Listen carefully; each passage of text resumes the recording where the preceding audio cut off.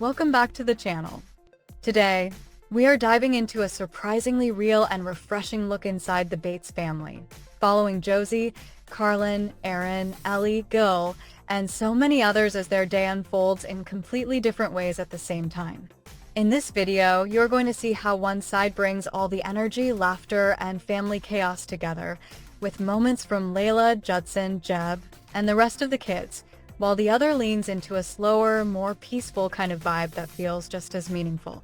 Let's break down how all these overlapping moments come together and reveal a side of their lives that feels natural, unfiltered, and honestly more interesting than anything staged. Over the past few days, the Bates family has been quietly pulling attention again, not with one big headline moment, but through a series of small, candid glimpses that somehow feel even more engaging. Instead of gathering everyone in one place, the family seemed to split into two groups, each enjoying their day in completely different settings. One group stayed in Tennessee, where everything felt lively, layered, and full of movement, while another group spent time in Florida, leaning into a slower, more nature-filled rhythm. What makes it so interesting is how both sides tell a story that feels equally full and meaningful, even though the energy is completely different. It is not about who is doing more or less, but about how each moment is experienced. And when you piece everything together, it creates a surprisingly complete picture of how this family really lives. The Tennessee side of the story begins through the lens of Josie Baca, and it starts in the most unexpectedly quiet way. Instead of jumping straight into the busy moments, she focuses on something soft and almost still, with Miles and Brooks lying face to face, gently reaching toward each other. There is no noise, no big action, but the connection is immediately there, and it feels genuine. It sets the tone for everything that follows, making it clear that this day is less about big plans and more about the feeling of being together. It is the kind of moment that might go unnoticed in real time, yet becomes meaningful when captured. From the very beginning, the atmosphere feels warm and grounded. As Josie continues sharing, the energy subtly shifts while still staying inside that same cozy space. Navy, the daughter of Carlin Stewart, appears with a bright, expressive smile that instantly adds a different kind of energy to the room. At the same time, Brooks remains calm and relaxed, creating a natural contrast that feels completely unforced. It is not presented as a comparison, but it naturally highlights how different stages of childhood can exist side by side. That balance makes the environment feel alive without needing anything dramatic to happen. The room is full, not because of activity, but because of presence. It is simple, but it works. The moment expands even further when the camera moves outside, where Kelton Baca and Evan Stewart are casually grilling. They are not performing or trying to be the center of attention.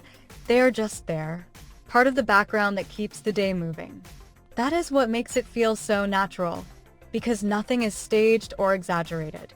Kids are playing, adults are handling simple tasks, and everything blends together without effort. It is the kind of scene that feels familiar and easy, like something you would experience without thinking twice. And yet, when you step back and look at it, it captures something real about how this family connects. Then comes the moment that quietly brings everything full circle, and it might be the most impactful one of all. Josie ends her sequence with Brooks fast asleep, wrapped in a blanket, completely at peace. After all the movement, even the subtle kind, this stillness feels intentional and comforting. There is something about a sleeping baby that instantly softens the entire atmosphere, and here it works as the perfect closing note. It is not dramatic, but it is emotionally satisfying in a way that lingers. The day begins with quiet connection and ends with quiet rest, creating a natural loop. And in that moment, the feeling of home becomes the strongest theme of all.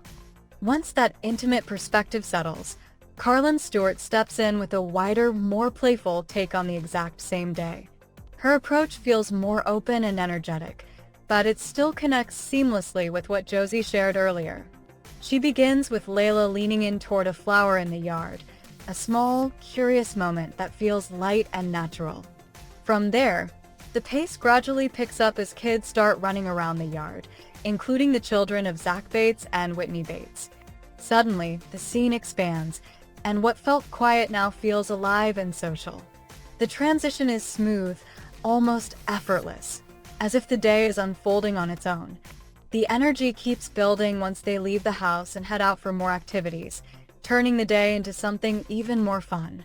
The kids gather around arcade machines, completely absorbed in the excitement, before moving on to roller skating. That is where Layla becomes the center of attention again, this time learning to skate with the help of her uncles, Judson Bates and Jeb Bates. It is one of those moments that feels both playful and meaningful at the same time.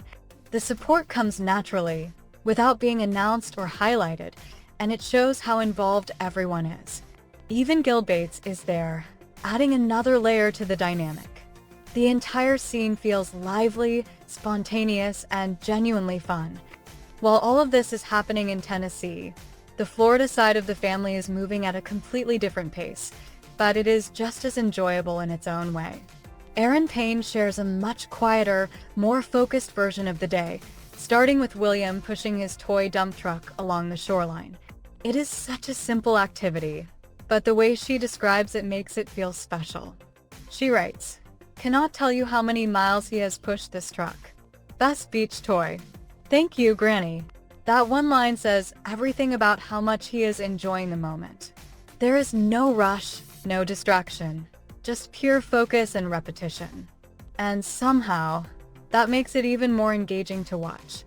As the day continues, the Florida scenes unfold like a gentle adventure, moving from shallow water to shaded trails without any forced transitions. Kids explore freely, walking through sand, water, and trees as if they are discovering everything for the first time. Aaron also shares a moment with Ellie Bates, writing, "We love Ellie Bates," which adds a warm, personal touch to the story. It shows that even in a quieter setting, the sense of togetherness is still strong. Nothing feels rushed or overly planned, and that is exactly what makes it work. It is the kind of day that feels easy to be part of. From Ellie's perspective, the same day takes on a slightly different tone, adding little bursts of excitement to the calm atmosphere. She captures moments that stand out, like a helicopter flying low over the ocean, instantly drawing attention and adding a sense of surprise. Kids wave up at it, completely caught up in the moment, and it brings a different kind of energy into the scene. She also shares the same trails and beach moments, but with a more spontaneous feel. It is not about changing the story, but about adding another layer to it.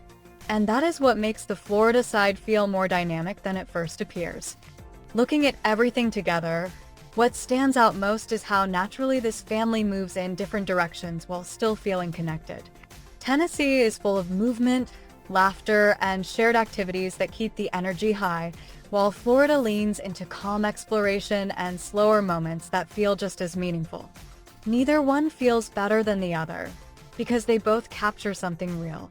It is simply two different ways of enjoying the same stage of life. And in the end, that contrast is exactly what makes the entire story so fun to watch unfold. And that's a wrap on this latest look inside the Bates family and how they're enjoying life in their own unique ways. So what do you think about how everything played out between Tennessee and Florida? Which side felt more fun or more relatable to you? Let us know your thoughts down in the comments because we want to hear your take on these different vibes. Don't forget to like, subscribe, and turn on notifications so you don't miss the next update. Thanks for watching, and we'll see you in the next video.